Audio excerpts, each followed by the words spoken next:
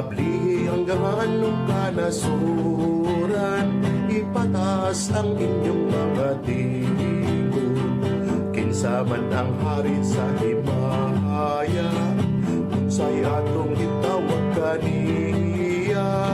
Emmanuel ang iyang ngalan, ang isaad sa mga katuigan, ang hari sa himaya aniya, ang tibuok nasud ng malipayon. Abli ang gangaan kanasuran, ipataas ang inyong mga tingog. Atong awitan ang anak ni David, atong manunubos o piksoon sa tibuok Galilea.